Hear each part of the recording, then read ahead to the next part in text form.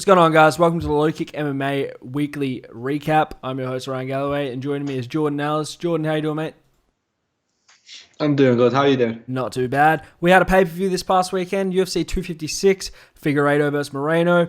I think we'll start from the main event, obviously. The main event was something a lot of people got excited about after seeing 255, but prior to that, probably didn't have much interest in. It's not really a big-name fight. Figueiredo, he's definitely growing his name, but Moreno coming into this wasn't someone people were aware of. But given how the fight went, I think that's about to change. What do you think? Yeah, well, I've been nodding your ear off about Brandon Moreno for ages now. I'm a really big fan. I have been since the tough days, and I knew he'd bring it. I knew he'd be, even if he lost, I knew he'd be super competitive and he'd take everything Figueiredo gave. So I was very, very hyped going into this, but I get what you mean. Not a lot of people were, and it was one of the best fights of the year. You think Weili Zhang and Joanna have got it sewn up, and then these two guys turn up and put on a show like that. But overall, the card top to bottom was just, it was probably the best card of the year. Probably recency bias from myself. I'll go back and look, but I was from Chase Hooper at the first fight of the night all the way up until the top. I thought it was a brilliant card, and it was one of the best of the year.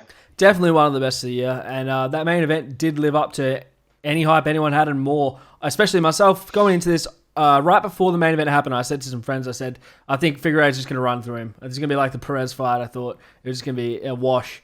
But couldn't have been more wrong. Moreno looked fantastic. When I was watching the fight live, I thought that the point deduction wouldn't have played a factor into the scoring. I thought Moreno won that fight regardless of the point deduction.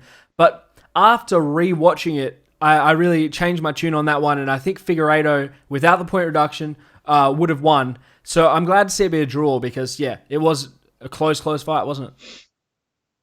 Yeah, I really in this situation, there's no losers. I just don't think there's any reason to, even if the judges went one way or the other. I don't think it's a robbery. I've seen a few people online, complaining about the cards, and it's just like after that fight, which is super close, I don't know how you can complain. Really didn't score it, but it's just the second round I'm not sure on. Figueiredo first round, second round I'm not sure. I give the third to Moreno, fourth to Moreno, and fifth to Figueiredo. So depending on how I went there, Moreno or draw is probably what I had. But if they give it to Figueiredo, I really wouldn't complain because it was just a brilliant fight and very competitive, 50-50 the whole way. It's just about what you like, and it was fair enough, and the point deduction was fair in my opinion as well. It was a really bad foul, and there was a couple of fouls before that, so I don't like complaints about that either, and especially in such a fight, fight of the year potentially, to hear complaints after it when no one's lost. They've both got away, looking brilliant. The flyweight division's bigger than ever right now, and then there's people complaining. I just don't get it. It was brilliant. It was a brilliant fight, and there shouldn't be any complaints either way. Yeah, I had it scored Figueiredo 1, Moreno 2nd, Figueiredo the 3rd, Moreno the 4th, and then Figgy the 5. And then with the point deduction, it ended up being a draw. But like you said, it was close enough that either way it had gone, there wouldn't have been too much to argue with. And now we get to see a rematch. That's the best case scenario here, because if one guy went out there and got finished, there wouldn't be much of a case for a rematch. But after 5 rounds of that back and forth fight, we really need to see it again. And what adjustments are made by either guy going into a rematch? Because I think going into this, both guys didn't have a lot of time to study their opponent. There was 2 weeks or 3 weeks or whatever there was. And then they had fight week where they had to cut weight, so they're not really studying their opponent. So as a game plan goes, both guys had a good game plan, but I imagine it'd be a lot better had they had 6 to 10 week camp, right? So I'm keen to see how it looks after a full camp. Yeah, I think Figueiredo thought what you thought. He thought he was going to take him out early, and I think if he knew that weren't going to be the case, he would have held back a little bit. So it's not even about taking not throwing power punches, just taking 20% off them punches and land them rather than throwing and missing big and things like that. I think that's his game plan. And if he was in hospital the night before, he'll be confident that a better version of him will show up next time. Moreno, I think he's just got to be able to take less damage because as much as I'm a fan, we've seen what happened with Tony Ferguson. You're taking too much damage, you won't recover, and he was taking quite a lot. So if he can just be better with his head movement and get off before Figueiredo's hitting him, that'd be great. But there really isn't a lot to change from either man because this was peak level MMA. This was two fighters, elite level, world class, going at it for 5 rounds. It was brilliant. So I don't want to, say anyone needs to change anything. But if they want to make it an easier night and they don't want to, take a few years off the life in the next one, they need to, try and take a little bit less damage, conserve energy, and it'll be fun.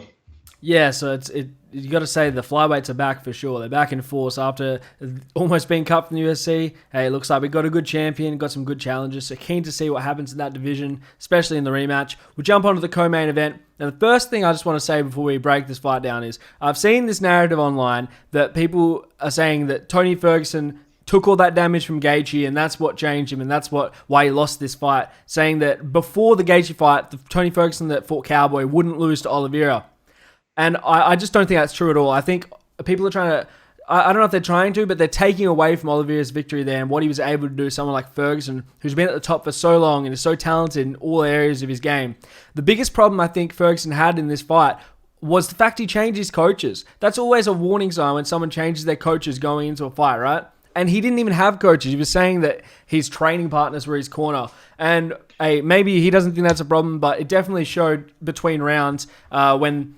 it wasn't going his way. He had that armbar right late in the first. He just barely survived. His arm was severely damaged after that. But his corner weren't really giving him the right advice to get him back in that fight. What do you think? It was sad to see really, because I don't think that was prime Tony Ferguson at all. So obviously I don't want to take away from Oliveira, but he did not beat anyone like near close to the best Tony Ferguson. But in my opinion, Tony Berna's been kind of a bit compromised since he come back from that latest knee injury. I think he beat Cerrone, he beat Pettis, but them fights were much more competitive than they should have been, in my opinion. And then he obviously took a beating last time and just got mauled this time. So it was sad to see, because it takes all intrigue away from that Khabib fight. Even if Tony went and got 2 or 3 wins back to back now, I've honestly got no interest in seeing him fight Khabib, because when he was on the floor, he had nothing. He was just holding for dear life and hoping for the separation. And my thought was that he'd be aggressive from his back. He'd be able to scramble and make these positions, and he weren't able to. So it was a sad one, just because not only did he get battered so much, it also just took away the Khabib fight totally. Like it's not on left. It's totally gone now. It's never going to happen. It was sad to see, but. Props to Charles Oliveira, because he did what he did. He looked fantastic.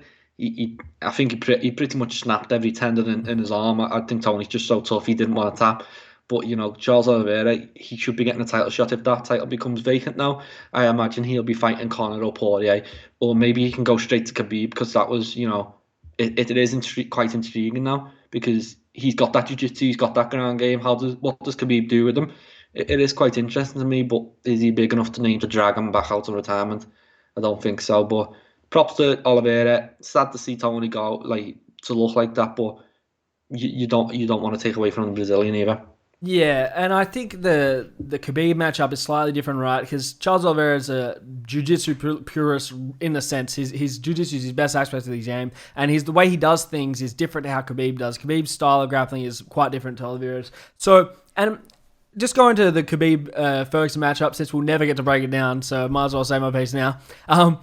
The real danger, I thought, for Khabib in that matchup was the neck attacks, because the way Khabib shoots for takedown and stuff, he's been caught in them twice before. RDA and Poirier both caught him in a guillotine. They just couldn't finish it. That's where I thought Ferguson might catch him, in the scrambles with neck attacks.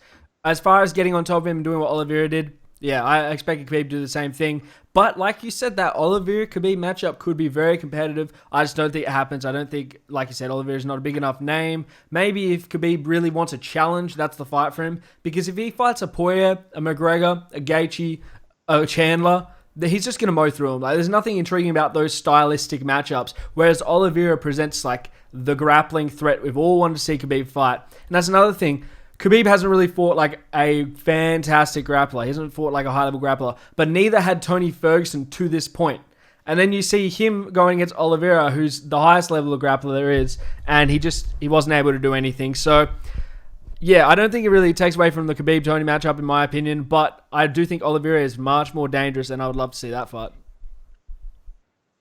I just thought Tony would be more active off his back. I thought he'd create scrambles, he'd be throwing elbows, he'd be he'd be doing serious damage from the bottom, similar to what we've seen from Kevin Holland. Like, as soon as he got taken down, he was hammering with elbows and he was just nasty with it. And I think it is a age thing. I feel like a few years ago, Tony Ferguson's guard, the idea of being in Tony Ferguson's guard was a scary thing. He'd absolutely be nailing you. And I just don't think it's in him anymore. There's just something gone. He just wanted to tie up and avoid damage and things like that. So it was just, obviously you don't want to take away from Oliveira, but it's just very plain to see that way in prime Tony Ferguson. So, but as we were saying, Oliveira, he'd be a good match for Khabib. I just don't see it happening. I don't even think Oliveira wanted, because if he really did, he'd get on the mic and he'd be like, I want Khabib. Khabib's the champ. I want Khabib. What did he say after fight? He said he wants Conor or he wants Dustin. So it's not even like he's trying to make the fight. It's like no one. He doesn't even want Khabib to stick around either, because he probably knows it's a tougher night's work. Well, he actually said in his post-fight interview, he said Khabib's retired. He said Khabib said he won't come back. He's said it on his mum's name or whatever. So he just genuinely thinks Khabib's done. That's why he didn't call for that fight. As far as a fight with Conor or Poirier goes, I really do like his odds in both those fights, because his ability to take Tony Ferguson down was the one thing that stood out to me in this matchup. Like, his takedown power was he was perfect. I don't think he failed any of his takedown attempts. Maybe one, but if he can do that to Tony Ferguson, you got to think he probably has a really good chance of doing it to other people, regardless of like their striking ability and getting in range. If he managed to get a hold of a Conor McGregor or a Dustin Poirier and can take him down, that's real dangerous. And I almost think it's more dangerous than Khabib taking you down, because when Khabib takes you down, he lets you get up so he can drag you down again and punch you. Charles Oliveira is looking to finish. He's looking to find submission as soon as he gets you to the floor. So I'm interested in both those matchups. So I'm looking forward to see who wins in January, and we'll go from there. Yeah, they are interesting matchups. You've got to imagine, like, Connor's showed some good defense against Khabib, and so is Dustin. So will he be able to get them two down? And then it's just questions. The lightweight division's always going to be, one of the best divisions, and with or without Khabib, it's still going to be, it's going to be absolutely fire in 2021. So it's exciting to watch. But Oliveira's got over that hump now. Despite his 7-fight win streak, he didn't really have a really massive name besides Kevin Lee, who he wins a few, he loses a few. He's not that convincing. Kevin Lee, Tony Ferguson, even if it weren't the best version of him, is a true name. He's a champion without the title. He's exactly the person you want to beat during this run. And now Oliveira, he goes for the big guys. He goes for Dustin. He goes for Conor. Maybe even Gaethje if they decide to make him wait. But it's brilliant times, and he's got over that hump. I think he's just arriving in his 30s. He's in his prime. It's Oliveira's time, I think. Just before we move on, I want to say one thing. I don't want Tony Ferguson to fight another killer. Right? I think we can mutually agree here that he's not going to make another run for the title. He is 37. It's unlikely that he can win. He'd have to win 5 back-to-back to get a title shot, in my opinion. He'd have to win quite a few. I think I want to see Tony Ferguson, if I'm a matchmaker, fight someone like a Nate Diaz. I think that's a good fight. Put him against one of these bigger names. Tony Ferguson has a big name. He's one of the biggest stars in the division, arguably the third biggest star in the division at the moment. So if you put him against a Nate Diaz, that'll sell, and it'll be a great fight. They have similar styles again, except for I think this is more competitive, Nate Diaz against Tony Ferguson, than the Charles Oliveira matchup. I think Charles Oliveira is a bit more skillful than Nate Diaz at this time in their careers. So yeah, there's fights like that you could do with him. There's probably other ones I'm not thinking of. What matchups would you think would be good for Ferguson next? Yeah, it's I don't want to prematurely push him into that legends category, with the Cerrones and the Pettis and people like that. But you need to be nice to him now. Like, that's 2 really tough fights back to back. So even if he wants to stay at lightweight and have another run of the title, he needs to drop down a few levels. So I don't know who you'd match him with. I think that obviously the best thing to do is 170 and move up, and you've got your Masvidals, you've got your Diaz's, which are nice fights, but maybe the Drew Dober, Dariush, someone of that level, just a little bit of a drop down, and see if he can still swim in with them guys before building back up. Because Charles Oliveira, you never know, he might be the next big thing. He's looked it lately.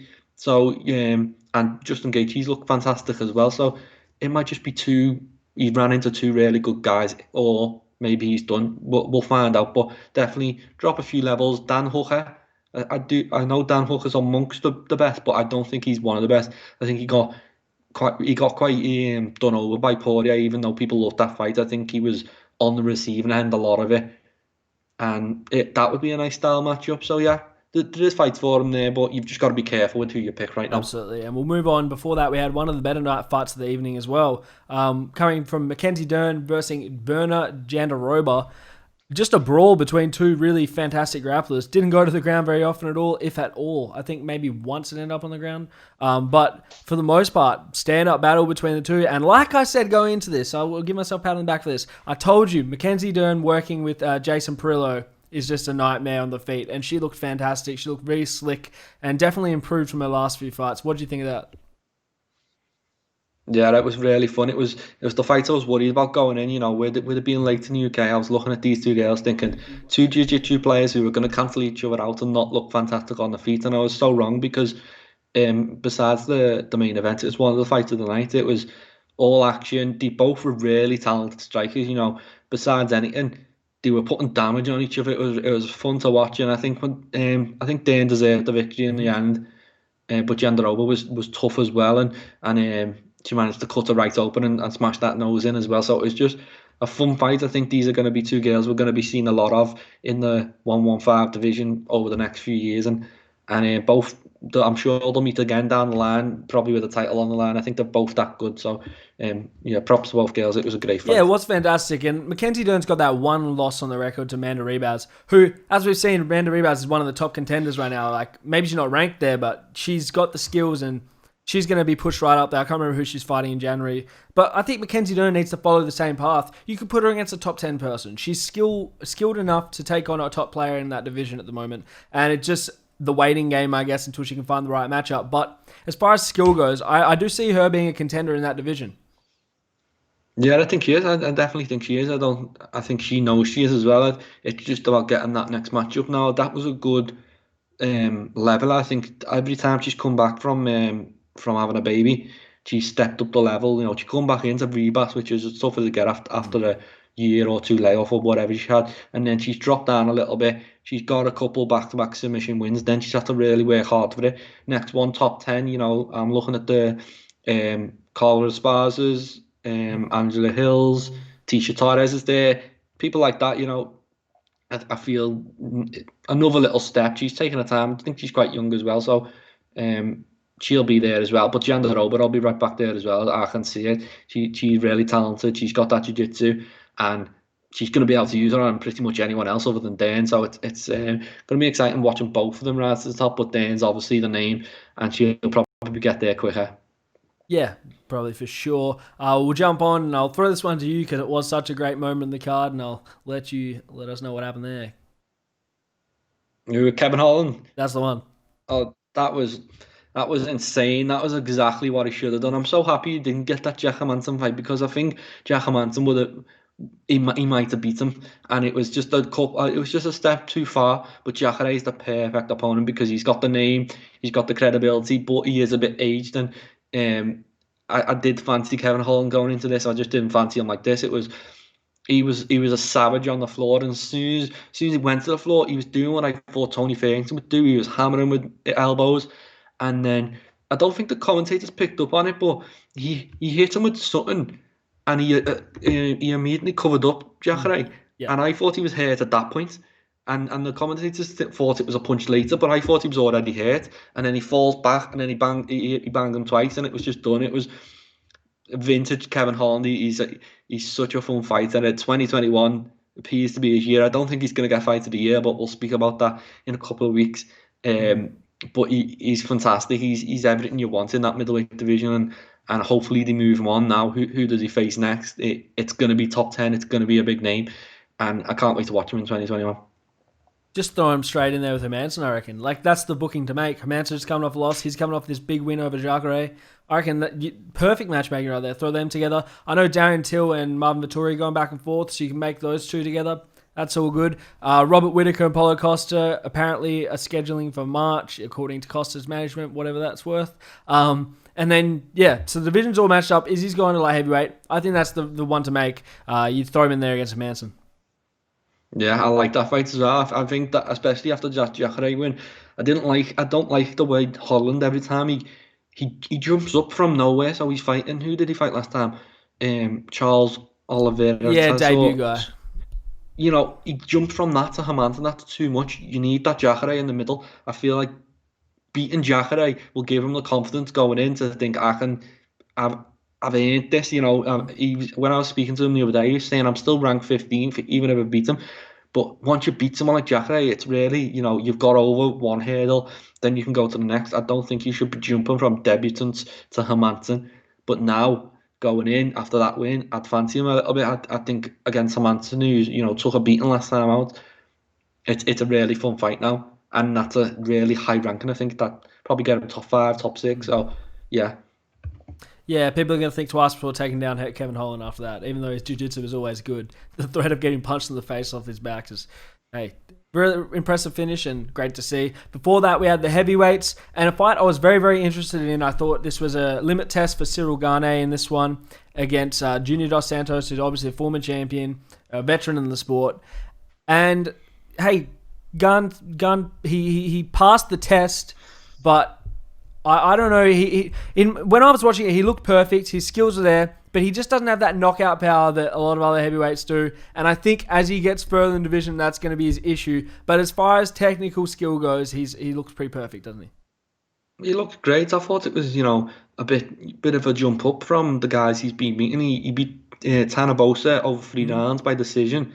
Tanabosa's then gone and lost to Arlovsky. Arlovsky's been getting wiped out by all the top guys in the division. So to jump up to JDS, I was a bit like, oh, this could be a banana skin. And then I've seen the odds on JDS. I was like, it's a bit disrespectful, but the bookmakers were totally right because JDS is done at this point. It's okay getting beat by, the Rosenstrucks, the Ngannou's, and whoever else he got beat by. But to lose like that against a 6-0 fighter, I'm not on the Cyril Gane hype train, not quite yet anyway. I think he needs that one more big win. As he said, he's not necessarily a power puncher. He hasn't looked devastating in his UFC career. Even that win was a bit, you hit him like towards the back of the head, and it was just. I want to. I'm interested to see Gane now. See where he goes from this because once you've beat JDS, it's onto the top 10. It's onto the top 5. So and he's 7-0, and he's a raw novice really. So it's interesting times to watch him. JDS looks done. I hope he's not fighting anymore after this because he just he looks like one of them guys. If you think Tony Ferguson looked off, what the hell is JDS doing? Because he was shot shy. He was he just old. He was an old man in there, and Dana White hinted that he might be done, and I'd imagine he is done after this. And I'll be grateful to see him no longer compete at this level anyway. Yeah, well, like I said just before, I want to see Cyril Gane go against one of these heavy hitters because he technically is really, really good. But if you fight, so he's talking about fighting Ngannou for a title, which is a bit of a stretch. But if he's gonna, I think they're former training partners. Even if you're gonna fight Ngannou, he can be the most skilled striker in the world. If you get hit by that like hammer of a right hand he has, you're going down. So I want to see him fight someone like a Derek Lewis or a Jairzinho Rozenstruik, someone who's got heavy hands but isn't like the monolith, the aggressive fighter that Ngannou is. I really want to see him against someone like that, and yeah, hopefully they make that fight. I want to see him in a 5-round fight, and I want to see him. Paris is wide open right now. In terms of the MMA just being made legal. As soon as the UFC can go back there, I want to see a fight night with Cyril Gane, headlining against someone like Volkov, someone like Derek Lewis, and just test them over 5 rounds. He doesn't really have that punch power. He's not going to get rid of someone like Volkov or Derek Lewis, in my opinion. So I want to see that. Over 5 rounds, test him, really put him in there with a killer for that amount of time. I know he's got the name on his record now, but I just don't think it's the time to be pushing him to Ngannou. But I think Ngannou would absolutely take that fight. I just think he's getting really impatient waiting for the title. So if they offer him Cyril Gane, it's who do the UFC want to get behind, and did he want to back Gane or did he want to back Ngannou at this point? It's fun times with the heavyweight division. He's definitely someone to keep an eye out coming up, but I'm not fully on board yet. Not yet, anyway. All right, well, we'll move on to the prelims, which were honestly just as good as the main card, for the most part anyway. And to start it off, we had the feature prelim between Cub Swanson and Daniel Pineda, both veterans, I guess, of MMA, been in the sport for a long time. Pineda coming over from multiple other organizations before he came back to the UFC, had that win over Herbert Burns, and everyone thought he looked sensational. He did look sensational in that fight, and you know what? He looked pretty good in this one, but Cub Swanson just looked better, and he was able to weather the storm and land the big shots and, just put him away. Yeah, it's just one of them. It was one of them fights. It was Pineda who's being aggressive. I think he was trying to get that 50k bonus for fight of the night, but you can't do it. Cub Swanson, he's one of the biggest punches we've ever had at 145, and it was just, it was just serving him on the plate. He was just giving him his chin, he's giving him his face, he's pinging off him all night, and it was obviously he was eventually going to catch him, and it was a huge win for Cub. It was his first knockout win since 2013, if you'd believe it. So he's been a guy who's struggled as of late, but he's pulled it back. And Pineda had a lot of hype. Herbert Burns was really ranked, really rated. Pineda beats him, Cub Swanson beats him, and then the hype's all back. He's a player at 145 again. So excited to see where he goes from here. Pineda, maybe he should be relying more on his grappling rather than especially against someone like Cub. He's such a puncher. Yeah, that's pretty much all I have to say there. We'll jump on the bout before it, which just goes to what you said there. Should be relying on more their grappling than striking. Moicano looked, I'll tell you what, at the start of this fight, Moicano's striking looked quite crisp, and he was landing big shots on Fiziev. He looked like he was winning the striking exchanges, but you're playing with a bear. You're playing with a bear when you're standing against Fiziev, and eventually you're going to get caught, and that's what happened. I wanted to see Fiziev's grappling tested in this fight, but instead I got another highlight reel knockout. Yeah, Moicano, he looked good, and I don't want to have a go at him right now, but he must know that maybe Fiziev's just letting him look good, to get that confidence in striking. So, this guy's going to strike me rather than try and submit me, which he probably could do. And then I'm just going to, knock him out like that. It was brutal when it came, but Moicano, he looks good. I want him to stay at 155. I really think he is better there. He's ran into potential champion though. Fiziev, I do rank him that highly. I think he looked fantastic against Casey. Again against Moicano. I'd love to see him step up a couple of levels now. Moicano, I just want him to do what he does best, but stay at 155. Look to grapple people, look to submit people, and he'll be up there again. It was just one of them. You ran into a killer. You've decided to stand up with him. That's what's going to happen. People need to learn. We've seen it with Ronda Rousey. She just thought because she had a couple of knockouts, I can go and stand with Holly Holm, and it goes like that, and that's how it will go. It's not going to go well for anyone who is a grappler and decides to strike with a striker. And Moicano learned that the hard way. I'll go as far as saying Rafael Fiziev's top 3 strikers in that division. His striking is the most crisp of anyone I've seen at 155. Connor's striking is really good. Don't get me wrong. Connor's a great striker. But I think Fiziev technically and his ability to kickbox, his Muay Thai is sensational. And anyone who tries to stand with him is just going to be making a big mistake. Grappling him is going to be the route to winning. I don't know how good his grappling is. On the broadcast, they were saying it's quite good, but hey, can't be as good as his striking. So if I'm fighting him, I'm taking it to the ground. And he did call out, I don't know if it's before this fight, but he called out Drew Dober. When was that? Or maybe it was before this fight. I would love to see that fight. A Drew Dober, Beneil Dariush, someone of that level. I think you can jump into that now. He looks like he's ready. Yeah, I actually think Drew Dober's being booked to fight Islam Makhachev next. I think that's the fight that's being made. I think after the fight, Fiziev called out Ali Quinta. Yep. So it's of that level, getting in the mix. I really do like these call-outs, Dobers, the Iaquintas. That's the level I want to see him at. Iaquinta, I think he's got a sting with the UFC. He's always got some issue with the UFC. I don't think we're going to see him, but some of that level would be great. And I really do think Fiziev let Moicano hit him. He had some success, but I honestly just think he was letting him get into the fight. Whereas DeCasey, he let DeCasey land a glove on him because he knows DeCasey is a really talented striker. So I honestly think he would take no damage against some of these guys. He's that good. I really do rate him. Looking forward to seeing what he does in 2021. I hope it's a big fight next. Yeah, absolutely. I think the same. We'll jump on. Before that, we had a featherweight bout between Gavin Tucker and Billy Quarantillo. I was looking on Twitter before this. A lot of people were picking this to be fight of the night, and it really did deliver. It's a brawl between the two, and Gavin Tucker just looked a step above Quarantillo in this one. He just dominated from start to finish, and yeah, while it was an exciting fight, it wasn't really competitive. No, it was my pick for fight tonight. I thought it would be fight tonight, but unfortunately it weren't because it wasn't competitive. As you just said, Quarantillo, he takes a lot. He's another one of them guys who just eats too much for my liking. He always gets off the slow starts. He just needs to just tweak his game a little bit because it's not nice to see someone taking it like that. Just because you can take the punishment doesn't mean you should. And Gavin Tucker was just, yeah, as you said, a level above.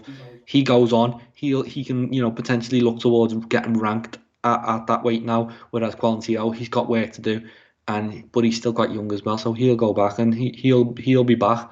But it was Gavin Tucker's night. Yeah, for sure. We'll breeze through the rest of these prelims. We had Tisha Torres with a knockout win over Sam Hughes when Hughes had to quit in the corner because she couldn't see out her eye. As soon as she said to her corner, "I can't see out of it," I knew that was done there because you can't send her out. And good work by the corner for asking her over and over, making sure, and eventually they did call it for her, or the doctor did. So it was good to see that happen. But, it wasn't really competitive in that first round. There wasn't really many changes she could have made going into the second, third that were going to swing the whole fight in her favor, I thought. So, yeah, it was good to see it getting stopped, in my opinion. Yeah, it was just going to be more of the same. It was, what was it, a few days' notice, and she just got absolutely mauled. I honestly love Tisha Torres when she does this. When she lets it all hang out against these lower level girls, because she looked brilliant last time against was it the Dutch fighter Van Buren Van Buren? She looked brilliant against her when she goes 100%. Pedal to the metal. She looked brilliant, and she did it against these. It's just having them similar type of performances against top level opposition. She needs to just let it all hang out. So if she gets Angela Hill next, or if she gets one of these girls, I want to see her just charge at them and be this ruthless. Because this will happen against top girls. I really do believe it. Just she needs to let it be that, so she can be a potential title contender. I really do believe it. But brilliant performance. Sam Hughes was just a bit out of the depth, but it happens, doesn't it? We've said it all year. You can take these chances and potentially get a knockout or get a 50k bonus, or this happens, you get absolutely mauled. But she'll come again. I'm sure she'll get another chance. And on to the next one for Tisha. Yeah, so the first fight of the night, we had someone get absolutely mauled for 2 rounds and then come out there and get a awesome submission win with the heel hook. Chase Hooper. I didn't really know what to expect from Chase going into this one. I thought he was going to have to make big advancements on his striking going into this, which he didn't really seem to do a lot there. His striking was slightly better, but it wasn't up to where it needs to be. But hey, who cares? He got the win. What's his striking matter when he can submit you like that? Yeah, it's he's just one of them guys. The UFC have got to take care of him. Do not put him in a big fight next. You just need to keep giving him not easy fights, but winnable fights. There's pointless putting him in with Alex Caceres or people of that level, because it's going to be bad for him. You want to step him up through the levels, but really slowly, because there's very clearly a massive hole in his game, and he's just so good on the ground that he's able to cover up, kind of. And he's still in the UFC, and it might seem better if he actually lost this fight, got cut, went away and worked on his game, because he's so talented on the ground. He's able to pull off things like this. It was beautiful, the submission he pulled off in the end. But I do worry for him going forward, because he's a name that people are going to want to see him in bigger fights, and he's going to be vulnerable, and he's going to continue to be vulnerable. But I did see slight improvements in the striking. I think he's 20, 21. He's got so much time. I just hope the UFC give him the time, because otherwise he is going to get seriously hurt. Yeah, hopefully he makes some advances in his striking, comes back and goes for that title run. But we'll jump onto the final card of the year. This is a big one, this one. We've got Stephen Thompson taking on Geoff Neal in the main event. Initially going to be Kazmat Chimaev versus Leon Edwards, but obviously because of COVID issues and whatnot, that fight had to be scrapped. I think it was COVID. I could be wrong, but regardless, we got Thompson versus Neal now. Great fight, in my opinion. I think it's going to be a stand-up bang war here. I favor Thompson's chances just because his technical ability, his karate style, where he's in and out. But Geoff Neal, he hits hard. We've seen him finish multiple people. He's so fun to watch. He comes forward. This is gonna be a good fight. There's no way this fight sucks. I'm telling you right now. Yeah, this was one of the cards of the year, and then that Chimaev fight falls off against Edwards, and it's still a monster, yeah, and they keep adding more to it, so it's brilliant.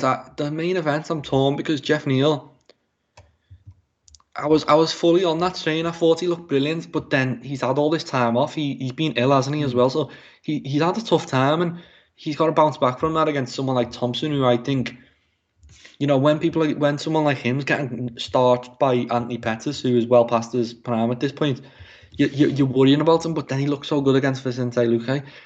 So I do fancy him again in this one. I think Geoff Neal's going to be quite aggressive coming in and just try and close that gap.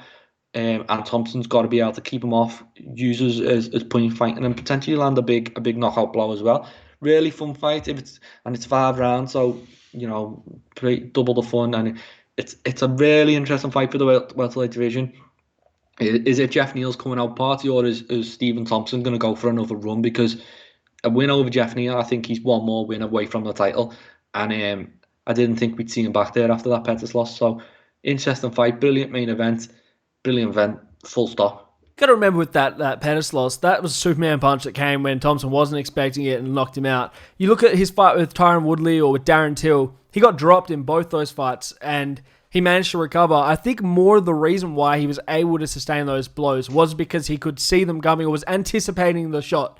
Whereas in that Pettis fight, he didn't know it was coming at him, got hit with a Superman punch and knocked out. So I expect him to respect Neal's power more like he respected Woodley's or Till's than Anthony Pettis walking backwards, So I don't think he's going to make an error like that again. Do I think Neal can win? Absolutely. I think he can catch him and put him away, but I think it'll be a much harder task, and I think the 5 rounds benefits Neal here because he has a longer period to find that finishing shot. Whereas Thompson usually just outpoints his opponents throughout 5 rounds if he's got a 5-rounder. Even 3-rounder. Look at what he did to Luque. Knocked him down over and over again with that front kick, and he just dominated him for the most part. So I like it being 5 rounds. I favour Thompson, but I'm not counting Neal out. No, it's definitely a 50-50 fight. I lean towards Thompson just because of what he's done, how good he looked against Luque. Also, Geoff Neal's had a layoff, and he had all this momentum, but the momentum's gone. It's similar to Edwards. Edwards had all this momentum, but it's gone now. You've had a tough time. You've got to bounce back from it. So it's a 50-50 fight, but I just Ed Thompson, as I said, he's been there, he's done it, he's looked fantastic, and I always think he will look fantastic besides getting clipped. Yeah, for sure. And the co-main event's probably one of my favorite fights of the year, and probably one of the better fights on this card that's stacked, and that's Jose Aldo taking on Marlon Cheeto Vera. Obviously, Aldo's coming off a loss to he lost to last Petty for the title, is that right? Mm-hmm. Yeah, and then Cheeto's coming off a win over O'Malley in a controversial stoppage where he kicked his leg out and then finished him on the ground and pound. I think this is a great fight stylistically. Both guys have excellent striking, excellent kickboxing. I think Vera has a bit of an advantage in the grappling, but I don't think Aldo is as bad a grappler that he's going to find himself in terrible positions and wind up getting submitted. I expect this to be a striking fight, but if it is on the ground, I favour Vera, especially with his ground and pound as well. Hey, I don't know what's going to happen here. What do you think?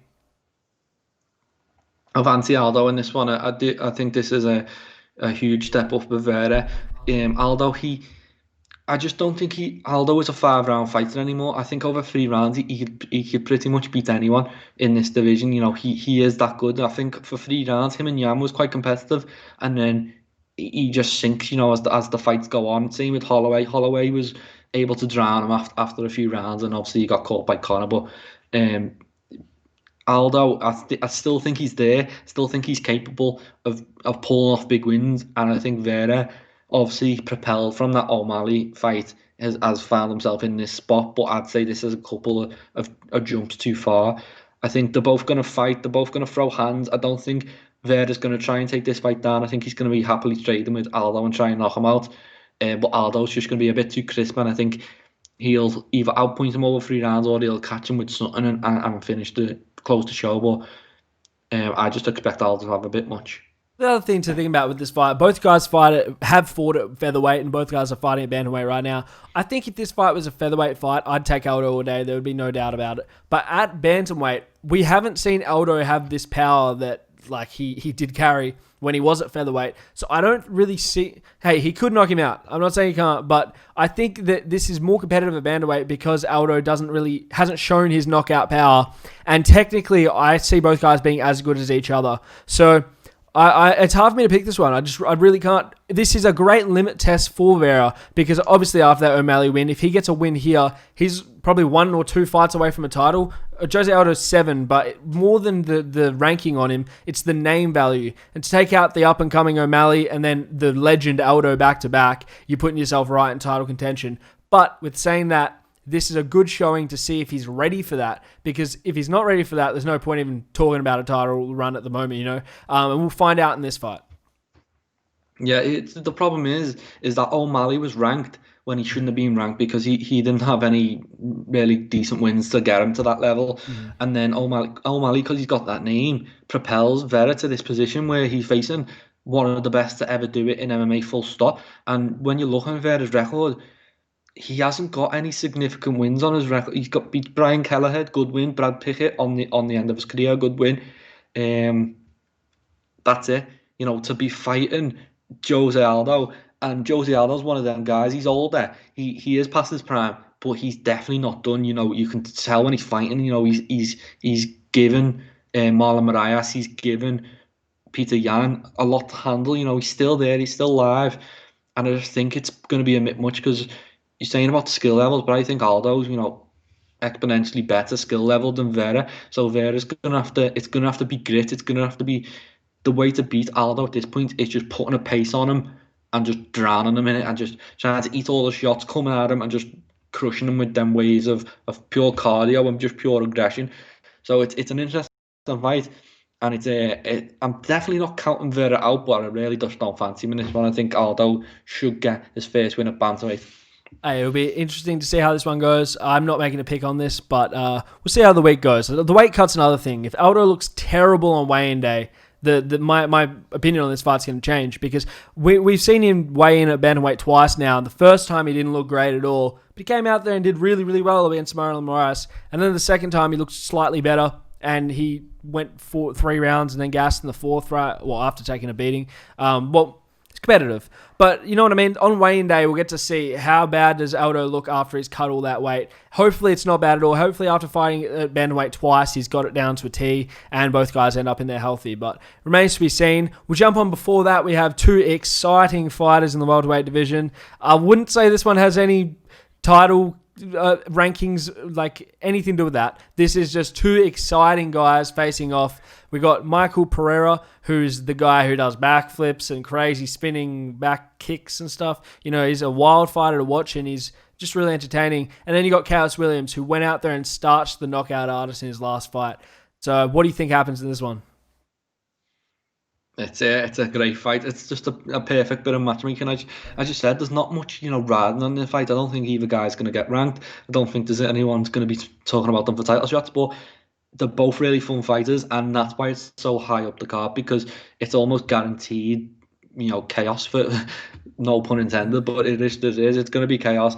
I think Pierre is going to come in. I think Pierre will fancy this one. Someone who's not trying to take him down, someone who's content to try and knock his head off. And he does moments there. There's moments where he can jump in and land something as Chaos is coming in. But Chaos has just got this, kind of aura about him. He's just knocking he's just starting everyone since he's been in. He's looked fantastic. I edge towards him, but this is one of them fights where I don't really want to pick because I think either guy is capable of getting this done. And it's all just about landing that perfect shot, and who landed first. Yeah, I agree. But one thing to keep in mind, I think, is Pereira likes to come into the fight with his hands down. He's always got his hands down low all the time and works to his advantage when he's throwing these punches from weird angles. But if you're fighting someone like Chaos Williams who can just knock you out with one shot, I don't know how much you want to keep your hands down. But like you said, it'll be exciting to see. Great fight. Before that, we have the number 3 bantamweight contender Marlon Morris taking on Rob Font. Interesting piece of matchmaking here. Obviously, 3 versus 11. It's a bit of a stretch in terms of rankings, but hey, we got 15 versus 7 before that, so it's not the craziest thing. Can Marlon Morris last 3 rounds? That's been his biggest problem, the gas tank. And his last fight, he got caught by Sandhagen and was just getting outpointed by Sandhagen. But I don't think Rob Font's the striker Sandhagen is. So the big thing in this fight for me is how's his gas tank hold up the whole 3 rounds? I think this is a nice fight for Moraes. He needs to get back in that win column. That last one was a bad loss, and he was quite fancied to beat Sandhagen by a lot of people. So it was a bad loss, and Rob Font is one of them guys he's looked really good at a certain level, and then he's jumped up and he's lost to the likes of Pedro Munoz. He's lost to the likes of who else did he lose to? He lost to the likes of Assunção as well. So, and Assunção's gone on a big losing streak since then, but he's beat Sergio Pettis, he's beat Ricky Samo, Thomas Almeida, Matt Schnell. So the good wins, he just needs to get over that hump, and Marlon Morris is there for the taking right now. Some would say, he's lost a couple of fights. Oh, he beat Aldo, but he didn't beat Aldo, and so he's kind of there for the taking, and it's all about Rob Font, can he capitalise on this moment, this big fight, or does Moraes just make easy work of him? But he's been stopped, he's been submitted, and I fancy Moraes to get back in the win column in this one by finishing Rob Font, probably by submission. Yeah, I do favour Morris in this one too, and hopefully he does get a win back here because he really does need it. I mean, he did win that fight against Aldo, but he didn't win that fight against Aldo. Moving on, we have heavyweights, Marcin Tybura against Greg Hardy. So basically, I think we get to see Hardy's wrestling in this one. We're going to see how good his takedown defense is, and if he can really hang with the grapplers in the heavyweight division, which there are a few of, but it's an important part of MMA to see how his overall skill set fits in. What do you think of this matchmaking? It's good. It's a good step, I think, for Greg Hardy. There might be like a want to push him into these big situations quicker than he's ready for them, but I think this is a nice leveler for him. He beats Maurice Green, and then on to Tybura, who's looked brilliant lately. I think he's looked really good. He's been outpointing everyone. Spivak's a good win. Rothwell's a good win, and it's so Hardy needs to land that punch, doesn't he? And he needs to avoid the takedown at all costs, because once he goes to the mat, I don't see him standing back up until the end of the round. So it's not going to be one like some people can pop straight back up like Figueiredo was the other day, but when you're a bigger guy and you've got someone Tybura on top of you, it's going to be so tough for him. Really interesting bit of matchmaking. Really, it's a good leveler for Hardy. Now, how good is he? If he's not progressing as he should be, then Tybura is going to make easy work of him. But if he is coming along nicely, he's getting better after every win. This could be an interesting fight. Yeah, I'm interesting to see because of that. I didn't like how they were pushing Hardy so quickly, throwing him in there with Volkov, and obviously that didn't go for his way. I think this is fair matchmaking, and hey, may the best man win in that one. Before opening the main card, according to UFC's website, so this might be wrong because last week the order was wrong.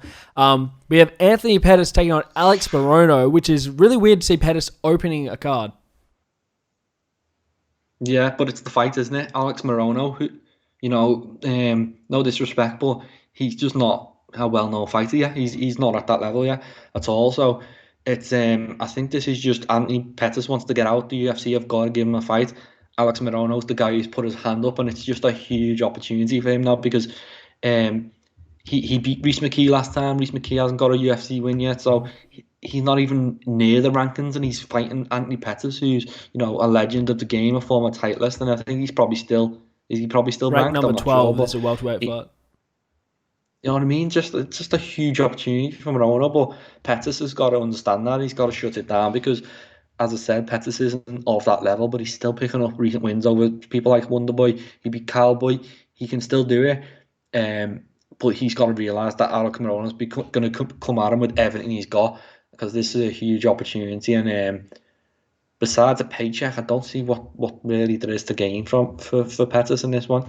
Yeah, I agree. It's a bit of weird matchmaking, but hey, Pettis better win this. Otherwise, it's. And the other thing is, if you look at the fight before at the feature prelim, we got Bilal Muhammad, who's number 13, against Dario Lima. If you're Anthony Pettis and you're ranked number 12, wouldn't the matchmaking make sense to put you against Bilal Muhammad, 13 and 12? But hey, I'm not a matchmaker. I don't know what they're doing. Is there any other fights you want to talk about? Do you want to chat about that one? Anything on here? No, just shout up a couple. Obviously, Belal Muhammad. He's always someone who's fun to watch. Mhm. Shajara Eubanks. I like watching her as well. But then as you go down the card, there's I think there's more fights on it though. Than I think this is a really massive card in terms of because Jimmy Flick got added to it. He's fighting Cody Durden, I think that got cancelled the other week. Jalen Robinson is facing Talia Santos, so it's going to be a long night of fights, especially for me. But Yeah. it's a huge card. It's a great way to end the year, and I really like that main card. I think it's stacked, and then below that we've got some new fighters. Some fringe contenders, and it's a great card. 2020, besides everything for MMA fans, for UFC fans, it's been brilliant. But despite everything that's gone on, we've had about 40 weeks of fights on the bounce in a pandemic. So credit to UFC and all MMA promoters for keeping the show going on. Absolutely. We're running on 50 minutes now. Did you have any big news you want to touch on, or we'll wrap it up? Yeah, see what we've got. Did we speak about the Logan Paul Mayweather Feel like stuff? we did last week, but we can chat about that now if you want. Obviously, Logan Paul, internet superstar, YouTube superstar, is taking on the greatest boxer of all time, Floyd Mayweather, in an exhibition fight. And I think we did chat about it, but I could be wrong. But anyway, I think the key word in this matchup is exhibition. I don't expect we see Floyd go out there and finish him. I don't expect we see Floyd go out there and dominate him. I think Floyd's going to play with him for 8 rounds or whatever it is, and both of them are going to look great at the end of it. Yeah, it's a weird time for boxing because this just doesn't seem to be going away. This YouTube thing, and I just want I don't want to be like one of them old school people, but it's just a bit of a sham at the minute. Like Logan Paul, like Jake Paul's at least got a bit of. There is a bit of like, oh, he's quite good, but Logan Paul hasn't even looked good when he's been boxing. I prefer him to come to MMA, especially off that back of that Costa video where he wrestled well with Costa. He's got a little bit of hands. He could, maybe beat a few low level guys and get in UFC, and then, you know, get starched here rather than by Floyd Mayweather. But it's just, yeah, it's a weird one. I just wanted to mention that, and it's beside that, Anthony Johnson going to Yeah. Bellator. That was probably the biggest news of last week. Very, very weird, and especially the interviews Dana's given on it. From what Dana's saying, it seems to be an issue on Johnson's side. Like Johnson, he's kind of suggesting that Johnson has gone to reason. Maybe it's to avoid USADA, maybe it's for more money, but he's kind of saying, I'm his friend. I wanted him to stay here, but he went and we've let him go for the greater good for him. So it'll be interesting to see what Johnson comes out and says, because I'd say Dana White, without meaning, or maybe is meaning to, but he's insinuating certain stuff, and people are taking, is it a money thing? Is it a drug thing? Yeah, but massive signing, massive signing for Bellator, because everyone was excited about him coming back to the UFC. Now he's Bellator, and Bellator's light heavyweight division is absolutely stacked. Yeah. I mean, but I think it's probably a money thing, right? He doesn't look like he's on the juice. So I'd say it's probably just a money thing with Bellator and wanting to pay more. But the other thing that I saw being spoken about was the Romero cutting from the UFC, and Bellator wouldn't sign Romero, but they wanted to sign Rumble. I think we spoke about Romero's cutting last week, so it's all good. But they've moved on and signed Rumble, who's a light heavyweight, obviously, have had a big layoff from the UFC. But I don't understand the reasoning for them not signing Romero, because I thought the reason they wouldn't sign him is because they don't want to get the UFC. They don't want to be the UFC retirement home. They don't want all the fighters coming over. But then you take a Rumble. I think you take them both. That's just my opinion. Yeah, the problem is with Moreno, he doesn't look it, but he's 44 years old. So, what's the long-term plan with him? Whereas I'd say Johnson, without looking, he's probably mid-30s or late 30s. He's not that old. Whereas Romero, he's based off age, he should only have one fight left in him or two fights. But you never know with someone like him. So, and also, he has on occasion, like his last fight, he has stunk the gaff out. He just if it doesn't present himself, he's not gonna go all out for it. So he's a weird one, Romero, and he'll land somewhere. He'll be absolutely fine, as we said last week. But Rumble, that's a huge sign. I'll be gutted to see him go. Like despite all these cuts to doing and things like that, I don't think it is a money thing. I think you'd pay him the money that he wants because he's very much worth it. He's a huge star, and it'll be great to see him in Bellator because I imagine he'd rip most of the heads off, but he's had a few years off, so you never know. Yeah, I agree. Exciting to see. Hopefully he gets a debut coming early next year, and we'll see how that all goes. That's pretty much it, so we'll wrap it up there. Thanks for watching, guys, and we'll speak to you after the fights to recap all the action. Thanks, guys.